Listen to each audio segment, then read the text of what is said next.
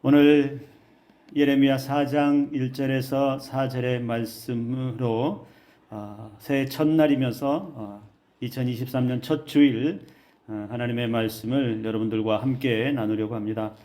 예레미야 선지자는 남유다가 멸망하기까지 대략 한 40년 정도를 하나님의 말씀을 가지고 전했습니다.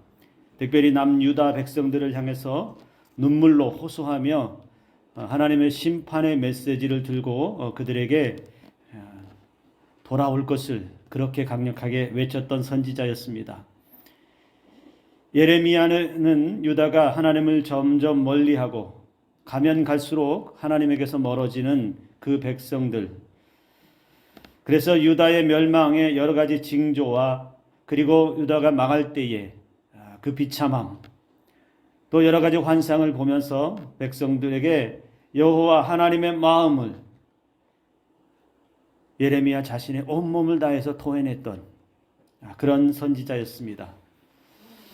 그런데 여러분, 예레미야가 그렇게 이스라엘 백성들, 유다 백성들을 향해서 절절한 마음으로 하나님의 말씀을 전하고 심판의 메시지를 전하고 여호와께 돌아오라 돌아오라 아무리 외쳐도, 눈물로 호소해도 이 예레미야에게 돌아온 것은 냉랭함이었고 그리고 적대감이었고, 오히려 이스라엘 남유다 백성들은 더 강팍해지는 그러한 모습만 남았습니다. 마치 출애굽 때의 바로가 점점 더 강팍해지는 것처럼 이스라엘 백성들은 어쩌면 그보다 더 강팍한 마음을 가지면서 하나님의 그 소리에, 음성에 귀를 기울이지 않았습니다.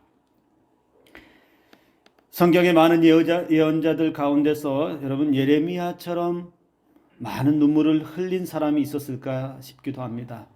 우리가 잘 알고 있는 것처럼 예레미야 선지자를 눈물의 선지자라고 우리가 부르지 않습니까? 그만큼 눈에 진물이 나도록 울며 호소했습니다. 그 정도면 참 들을 법도 한데 남유다는 귀를 막고 마음을 닫고 끝내 하나님께 돌아오지 못한 그 죄악의 역사를 써갔습니다. 남유다의 죄악이 얼마나 심각한가? 도대체 왜 예레미야가 그토록 눈물을 흘리면서 하나님의 말씀을 전했던가? 도대체 남유다의 백성들이 얼마나 심각한 죄에 빠졌을까? 그들의 죄악을 분명하게 지적하는 말씀이 여러분 예레미야 2장 13절의 말씀에 나타납니다. 예레미야 2장 13절에서 이스라엘 백성들의 죄악을 이렇게 지적합니다. 내 백성이 두 가지 악을 행하였나니 곧 그들이 생수의 근원되는 나를 버린 것과 스스로 웅덩이를 판 것인데 그것은 물을 가두지 못할 터진 웅덩이들이니라. 2장 19절에서도 여러분 그런 말씀이 있습니다. 내 하나님 여호와를 떠나는 것은 참으로 무서운 죄이고 내가 나를 두려워하지 않는 것은 큰 잘못이니 생각해보고 깨달음을 얻도록 해라. 여러분, 이스라엘 백성들의 죄악을 어떻게 딱 정의하고 있습니까? 두 가지로 나누어서 지적을 합니다. 생수의 근원되는 하나님을 버렸다. 즉 한마디로 그냥 하나님을 버렸다는 거예요. 생명의 근원 되시고 그들의 생명을 지키시고 그들의 생명을 인도하시는 전능하신 또 생명의 주인 되신 하나님을 헌신짝처럼 버렸다는 것이죠. 그리고 스스로 웅덩이를 판 것이다. 그런데 그 스스로 웅덩이를 팠다고 하지만 그 웅덩이는 물을 얻을 수 없는 그런 웅덩이였다. 스스로 살아보겠다고 스스로 몸부림쳐봤지만 그것이 자신을 살리는 것이 아니고 오히려 자신들의 스스로 노력한 것이 오히려 파멸의 길로 빠지는 그런 죄악을 반복할 뿐이라는 겁니다. 예레미야 2장 22절, 23절 말씀을 여러분 화면에 나오는데요. 여러분 화면에 나와 있는 말씀을 여러분 다 함께 한번 읽어보겠습니다. 함께 읽습니다. 잿물로 몸을 닦고 아무리 몸을 씻어도 내 죄의 흔적은 여전히 내 앞에 남아있다. 네가 어찌 나는 죄가 없다 나는 바알 신들을 섬기지 않았다고 말할 수 있느냐? 네가 그 골짜기에서 한 짓들을 생각해 보아라. 네가 한 일들을 생각해 보아라. 너는 마치 짝짓기철을 맞아 이리저리 날뛰는 암낙타와 같다. 쉬운 성경으로 읽어봤어요. 여러분, 예레미야가 지적하는 남유다와 이스라엘 백성들을 향해서 그들의 죄악을 조목조목 말하는데, 여러분 이 2장 22절 23절을 보면 기가 막혀요. 잿물로 몸을 닦고 비누로 아무리 몸을 씻어봐도 나를 깨끗하게 할 수 있는 그 어떤 것을 다 동원해서 씻는다고 해도 우리 몸에 있는 죄의 흔적은 없어지지 않는다는 겁니다.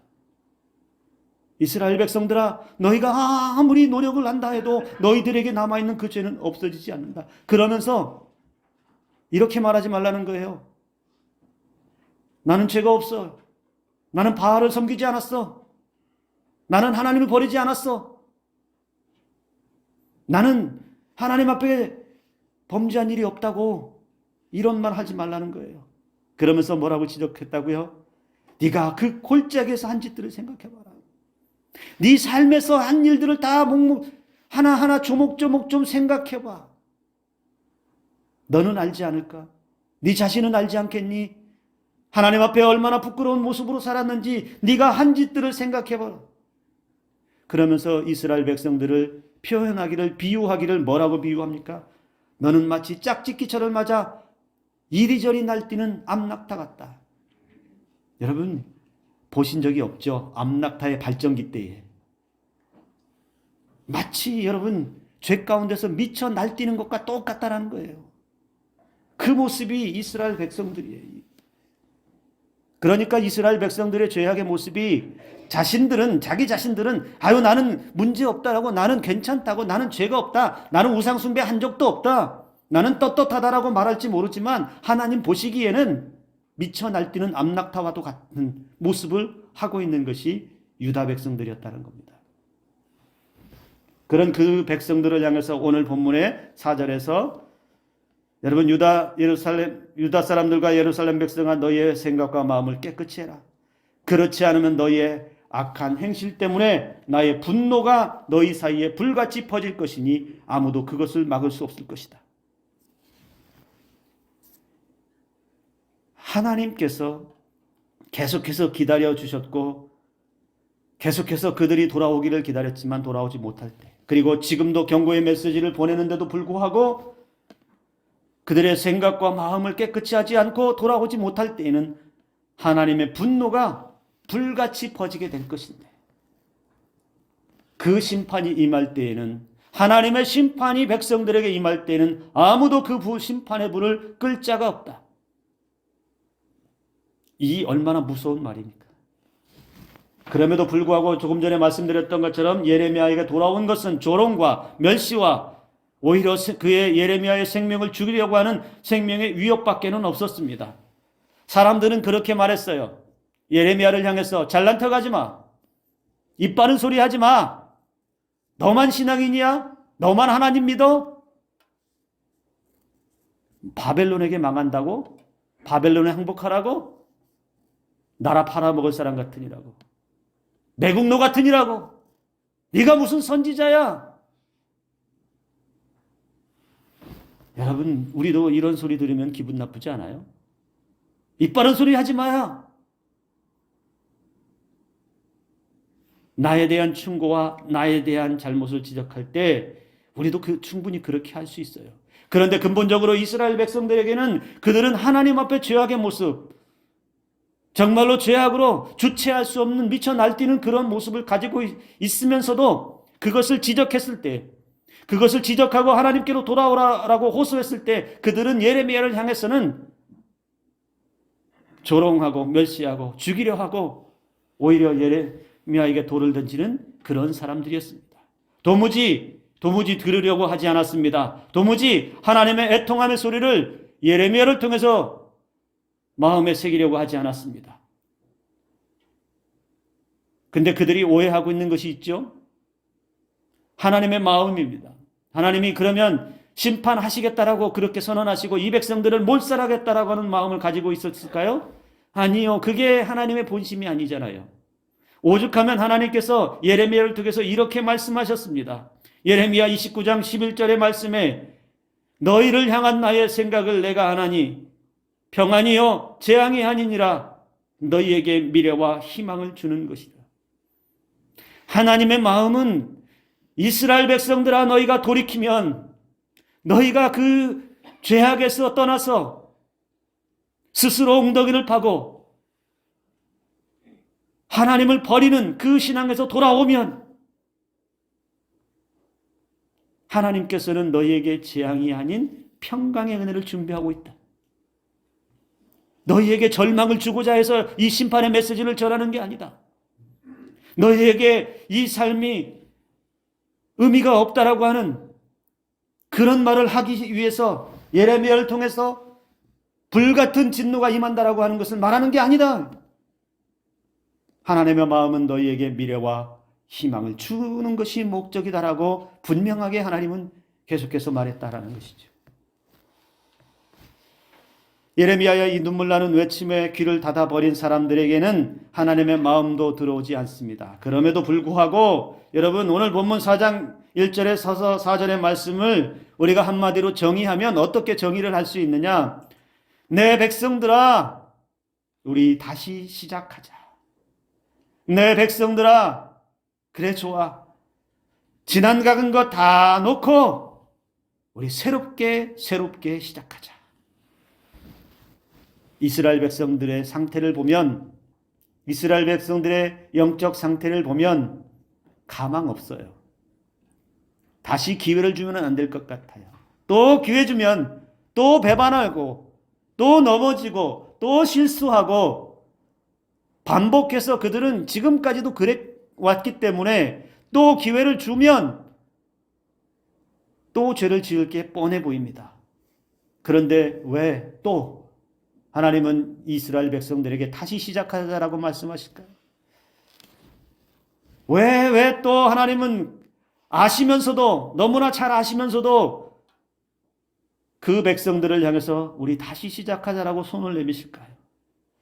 여러분 오늘 이 말씀을 우리의 마음에 새기면서 올 한 해 2023년을 하나님과 함께 새롭게 시작되는 은혜의 해가 될 수 있기를 주님의 이름으로 축복합니다. 하나님은 그래서 다시 시작하자라고 말씀하시면서 1절의 말씀을 이렇게 합니다. 이스라엘아 네가 돌아오려거든 내게로 오라. 이스라엘아 돌아오려거든 내게로 돌아오라. 지금 이스라엘 백성들의 방향이 잘못됐습니다. 그들의 삶의 방향, 그들의 신앙의 방향이 잘못됐습니다. 그래서 먼저 전제되어야 하는 것이 백성들아 나에게로 다시 방향을 돌려라. 하나님께로 방향을 돌려라. 하나님을 만나는데 불필요한 것들 다 밀어놓고 일단 방향부터 바꾸어서 하나님을 향해라. 여러분 하나님과 다시 시작하는 것에 가장 먼저 전제가 되는 것은 하나님께로 방향을 돌리는 것임을 믿을 수 있기를 바랍니다. 우리의 눈에 보여지는 것, 우리가 살아가는 삶의 자리에서 이것도 보여지고 저것도 보여지고 이 길도 가야 되겠고 저 길도 가야 되겠고 많은 것들이 선택지가 우리 눈앞에 보여지겠지만 우리 인생의 선택지는 어디로 향할 수 있어야 되느냐? 하나님을 향해서 선택지가 놓여져 있어야 합니다. 하나님께 소망을 두라라고 하는 표의 말씀의 중심은 뭘까요? 하나님을 보고 있으라는 거예요. 우리에게 소망을 주시는 그 하나님을 보고 있으라는 겁니다. 또 하나님께서 예레미야 선지자를 통해서 이렇게 말씀하십니다. 4절에서 너희는 스스로 할례를 행하여 너희 마음 가죽을 베고 나 여호와께 속하라. 나 여호와께 속하라. 지금 상태는 그들의 마음은 딴 데가 있습니다. 우상에게 가 있습니다. 잘못된 신앙으로 중간에 낙오되어 있습니다. 실족해 있습니다.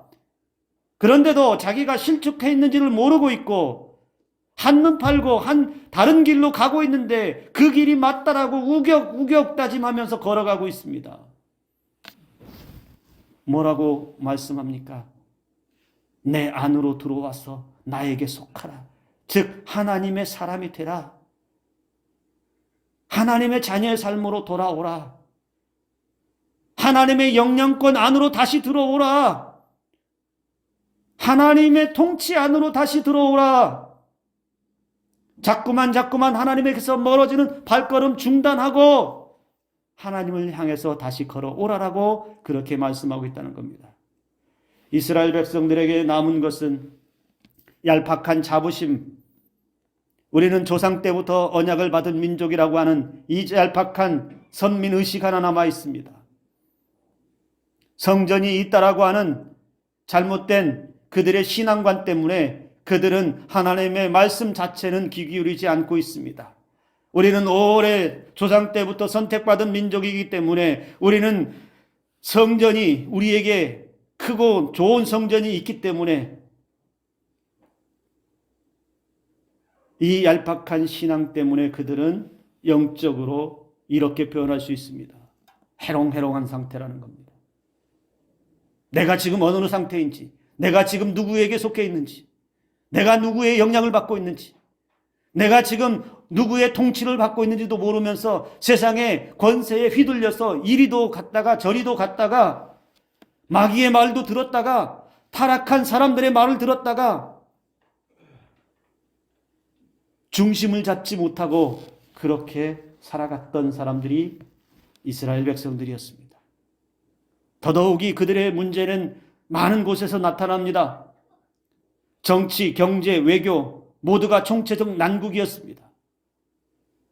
이들이 하나님만을 온전히 바라보지 못하니까 어떤 일들이 벌어지냐면 자신들에게 힘이 없으니까 주변 강대국인 아수르를 향해서 마음을 돌립니다. 아수르를 의지하는 무리 또는 한편에서는 애굽을 의지하는 무리로 나누어집니다. 아수르를 통해서 도움을 청해야 돼. 아니야, 애굽을 가서 도움을 청해야 돼. 아수르파, 애굽파, 나라가 갈기갈기 찢겨지는 상황에 놓여져 있습니다.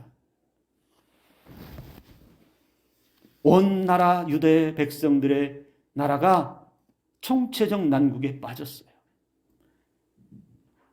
중심이 잡히지 않으니까, 삶의 중심이 흐트러져 있고 방향이 다른 데가 있고 하나님의 통치가 빠져버리니까 자신들이 옳다라고 생각하는 그 생각에 빠져서 사람들의 말이 이리저리 휘둘리면서 그렇게 어지럽게 살아가면서 남유다는 점차 그 힘을 잃어가고 있었습니다.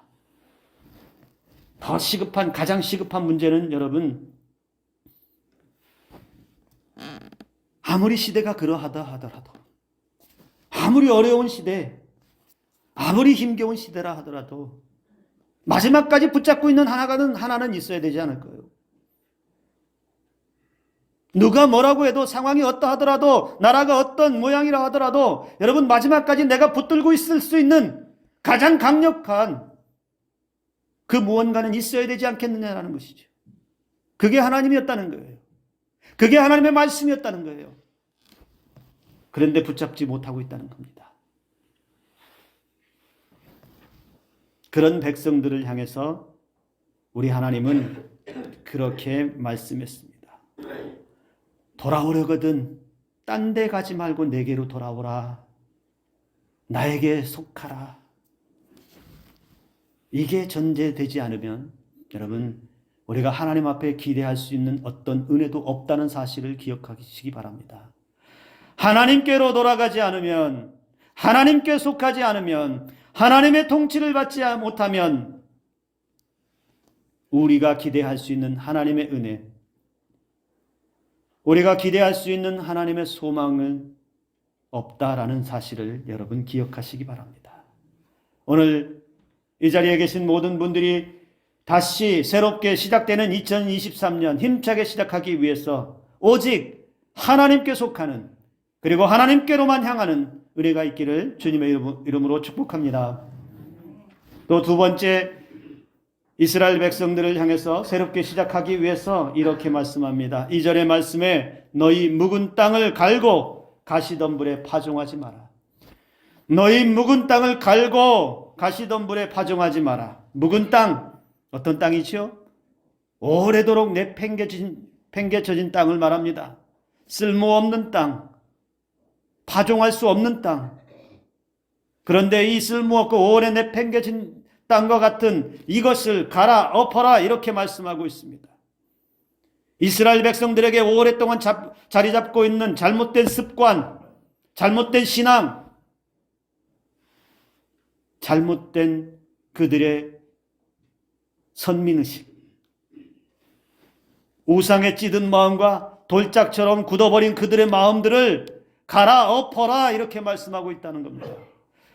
그들의 영적 상태는 묵은 땅과 같아서 도저히 쓸 수 없는 땅과 같이 되어버려서 갈아엎지 않고서는, 완전히 갈아엎지 않고서는 새롭게 시작할 수 없다라는 것입니다. 대충 풀만 뽑고 돌만 없앤다고 되는 것이 아닙니다. 우리 다 농사를 지어봐서 알죠? 여러분, 씨를 뿌릴 때에 밭을 갈아야 되잖아요. 거름도 주고 새롭게 갈아엎어서 좋은 땅으로 만들어 놓고 씨를 뿌려야지. 돌이 가득하고 잡초가 가득한데 대충 풀만 몇 개 뽑고 돌만 몇 개 쏟아내고 거기에 씨를 뿌렸다라고 해서 농사가 잘 되나요? 그렇지 않습니다. 즉 신앙의 삶이라고 하는 것은 흉내만 낸다고 해서, 형식만 갖춘다고 해서 새롭게 시작될 수 있는 것이 아니라는 겁니다. 완전히 새로운 모습으로 갈아엎어서 내가 가지고 있는 옛것, 하나님께 가까이 나아가기에 방해되는 옛것, 내 마음에 굳은 돌처럼, 굳은 살처럼 굳어버린, 딱딱하게 굳어버린 신앙에 불필요한 것들을 완전히 갈아엎어서 하나님의 말씀이 내 속으로 그냥 빨려들어서 흡수될 수 있을 정도의 옥토와도 같은 마음의 밭을 만들라라는 것입니다. 이스라엘 백성들은 그렇게 오랫동안 묵은 땅의 삶을 살았습니다. 갈아엎지 못한 상태로 그렇게 그것이 자신들의 삶인 것처럼 살았습니다. 그런데 오늘 예레미야는 그들의 신앙을, 그들의 삶에서의 신앙을 마치 혁명적으로 갈아엎어서 새롭게 해야 한다는 것을 이야기하고 있습니다. 즉 과거에 있던 것, 이전까지 가지고 있던 것 단 하나도 남김없이 싹 갈아엎어서 하나님의 것으로만 채우라는 것이죠. IMF 때 그 사업체를 통째로 날린 분이 계셨습니다. IMF를 맡기 전까지는 여러분 꽤 사업이 잘 됐어요. 연 매출이 그래도 큰 기업이 아님에도 불구하고 연 매출이 100억 가까운 이런 회사를 운영하고 계셨는데 참 잘 나갔습니다. 여러분 연 매출 100억 정도면 작은 기업에서는 큰 돈을 만지는 거죠. 근데 이 IMF를 맞으면서 연속되는 이제 부도를 맞게 되고 급격한 이제 경영 악화로 회사의 문을 닫아야 되고, 그러다 보면 여러분 여기저기 부도를 막아야 되고 빚을 갚아야 되고 그 대출이라든지 여러 가지 상환해야 하는 일들이 다 갑자기 닥치죠. 그러다가 수십억의 빚을 떠안는, 연매출 100억대의 자산가가 하루아침에 모든 것 잃고 수십억의 빚만 떠안고 회생불능의 상태가 됩니다. 그의 삶에서 주저앉아 버린, 그래서 이제 도무지 어찌할 바를 모르는, 가족들 다 뿔뿔이 흩어지고 처가로 다 보내놓고 혼자 남아서 노숙자 쉼터에서 다른 노숙자들과 생활하면서 거기서 한 끼 한 끼 이렇게 끼니를 때우는 그런 삶을 살아갑니다. 근데 하루는 밥을 먹는데 자원봉사하는 한 대학생이 밥을 퍼주는데 그 대학생을 보는데 자기 딸과 비슷한 또래의 대학생이라는 거예요. 근데 그 대학생이 주는 밥을 보는데 하염없이 눈물이 나요. 마치 딸을 보고 있는 것 같아서. 이분이 그러고 자기가 눕고 자고 했던 그 자리로 와서 하염없이 울다 결단을 합니다. 이렇게 살면 안 되잖아. 돈 없어도 같이 살 수 있는 가족으로 돌아가야 되지 않을까? 우리 가족 함께 살아야 되지 않을까? 내가 이렇게 주저앉아 있고 여기에서 이러고 있는다고 해서 내 삶이 변화되는 건 아니잖아. 그분이 그 노숙자 쉼터에서 다시 시작해야 되겠다. 밑바닥부터 다시 한번 시작해보자. 어쩌면 지금 이 밑바닥이 더 내려갈 수 없는 삶의 자리이기 때문에 여기서부터 다시 시작하면 새로운 삶이 시작되지 않을까. 그래서 여러분, 예전 같으면 그 센 자존심 때문에 사람들에게 말하지 못하고 자존심 상하는 일들은 하지 않으려고 했던 그 사람이 주유소, 우유 배달, 청소, 할 수 있는 모든 일들을 하기 시작합니다. 때로는 예전에 거래처 사람들을 찾아서 일을 부탁하기도 합니다. 한때는 화려했고 잘 나갔지만 그러나 그 속에서 교만하게 살았던 자신의 모습을 되돌아보면서 사람들 만날 때마다 자존심이 정말 상할 때가 한두 번인 아닌데도 불구하고 그 자존심 꾹 누르고 그 인생 마지막 밑바닥에서부터 차근차근 삶을 시작하면서 그의 인생이 다시 예전처럼 돌아가지는 않아도 다시 가족과 함께 사는 삶을 얻게 되고 이전에 누리지 못했던 행복한 삶을 찾을 수 있었습니다. 여러분, 우리 한자에 환골탈태라는 말 여러분 알고 계시죠? 환골탈태. 낡은 제도나 관습 따위를 고쳐서 모습이나 상태가 새롭게 바뀌는 것을 말합니다. 여기에 환골탈태의 환은 바꿀 환에 뼈골, 빼앗을 탈, 아이벨태. 무슨 이야기입니까? 환골탈태라는 것은 대충 손보는 것이 아니고요. 완전히 바꾸어지는, 이전 것과는 완전히 새롭게 달라지는 것. 그래서 사람들이 완전히 변했을 때 뭐라고 얘기합니까? 아, 이 사람은 환골탈태했다라고 말하지 않습니까? 옛날 사람이 아니네, 이전의 사람이 아니네, 완전히 새롭게 달라진 사람이네 라고 말하지 않습니까? 오늘 말씀을 제가 묵상하면서 그런 생각을 합니다. 어쩌면 지금 이 시기가 대한민국에, 그리고 한국교회에, 그리고 우리 성도들이 하나님 앞에서 새롭게 시작할 때가 아닌가라는 생각을 합니다. 뭐 지금까지도 신앙생활 잘했는데 뭘 또 새롭게 시작합니까? 라고도 할 수 있어요. 그러나 다시 한번 고민해보고 다시 한번 생각해보면 우리에게 있었던 묵은 땅과도 같은 마음은 없었는지, 갈아엎어서 새롭게 되어져야 할 것은 없는지, 내 신앙의 나태함과 주저앉은 것 같은 그런 모습은 없었는지, 그래서 다시 온전하게 하나님께로만 돌이켜서 하나님의 통치 아래서 새로운 신앙의 삶을 열어가야 되는 것은 아닌지 우리는 되돌아보아야 한다라는 것입니다. 여러분, 혹시 대장독수리 이야기 아세요? 대장독수리. 여러분, 사진에 첫 번째 사진 하나만 좀 보여주세요. 잘생겼어요? 저 독수리? 제가 조금 누추한 독수리 사진을 구하려고 했는데 깃털도 막 빠지고 초라해 보이는, 금방 죽을 것 같은 그런 독수리를 찾으려고 했는데 못 찾았어요. 자, 대장독수리 이야기를 제가 좀 들려드릴게요. 어느 날 대장독수리가 높은 낭떠러지 위에 홀로 탁 서서 이렇게 하소연하면서 중얼중얼합니다. 나는 이제 죽을 거야. 나는 지금까지 살면서 너무 많은 상처를 받았어. 다른 독수리들에게 이리 치이고 저리 치이고 나는 쓸모없는 독수리가 되어버렸어. 나 이제 여기서 떨어지면 이것으로 끝이야. 그때에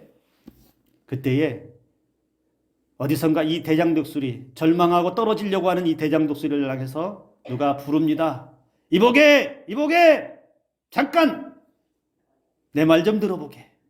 왜 이렇게 어리석은 일을 하려고 하는가? 그래서 자초지종을 모르니까 이러쿵 이야기합니다. 그러니까 그 다른 독수리가 이렇게 말합니다. 자기 날개를 쫙 펴서 이보게 나를 좀 한번 보게나.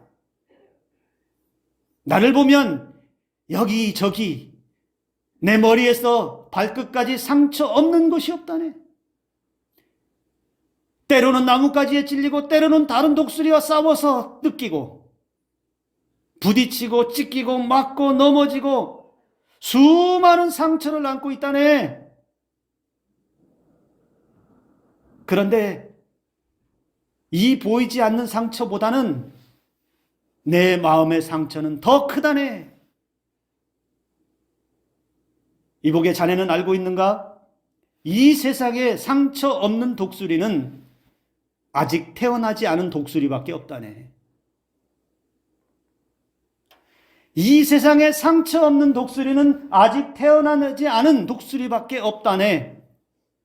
그러면서 그 낭떠러지 위에서 생을 마감하려고 하는 그 독수리를 향해서 이렇게 말합니다. 이보게! 예, 저 사진이 사실 이때 비쳤어야 되는데. 이보게! 날개를 피게! 그러니까 그 초체에 있는 독수리가 날개를 쫙 핍니다. 이보게! 우리 독수리가 가장 멋있을 때가 언젠지 아는가? 날개를 쫙 펴고 저 하늘 위에 날아다닐 때나네. 우리 독수리는 바로 그런 존재라네. 그러니까 이 독수리가 마음이 요동치기 시작해요. 그러니까 뭐 하고 있어? 빨리 날아가! 그래서 죽으려고 했던 독수리가 퍼덕퍼덕 하면서 하늘 높이 날아갔다는 이야기입니다. 여러분, 무엇을 말합니까? 세상 살다 보면 무너질 때 많고요. 상처받을 때 많고요. 포기할 때 많고요. 내가 무엇부터 다시 시작해야 될지 모를 때 많습니다. 그러나 여러분, 우리는 주저앉아 있어서 한탄하고 있을 사람들이 아닙니다. 나는 왜 이 모양이고 나는 왜 여기까지밖에 안 되고 내 삶은 왜 이렇게 절망적이야라고 거기에 주저앉을 사람들이 아니라는 겁니다. 우리의 신앙의 날개를 쫙 펴고 우리에게 나를 수 있는 저 창공을 주신 하나님의 은혜를 향해서 힘차게 날아올라야 된다는 것이에요. 오늘 저와 여러분들은 새롭게 시작되는 은혜의 삶을 시작하기 위해서 우리의 믿음의 녹슨 칼을 갈아야 합니다. 우리의 묻어진 기도의 능력을 회복해야 합니다. 냉랭해진 사랑을 뜨겁게 살려낼 수 있어야 합니다. 새롭게 시작하기 위해서 잠자고 있는 믿음의 열정을 깨워내야 합니다. 이것이 아니라면 우리는 2023년 또 그저 그렇게 살다가 2023년 마지막 때에 내가 왜 이렇게 살았던가 우리 또 자책할 수도 있습니다. 대장 독수리처럼 여러분 올 한 해는 힘차게 가장 높은 곳을 향해 소망이 있는 하나님을 향해서 힘차게 날아오르는 저와 여러분들 될 수 있기를 주님의 이름으로 축복합니다. 하나님께서 우리가 날아갈 때에 우리의 날개에 힘을 주실 것이고요. 우리 눈에 이 세상에 하나님의 은혜가 보여지게 하시는 은총을 베풀어 주실 것입니다. 이 은혜가 저와 여러분들의 삶에서 그리고 사랑하는 우리 자녀들의 삶에서 넘쳐나는 2023년 한 해가 되기를 주님의 이름으로 축복합니다. 기도합니다.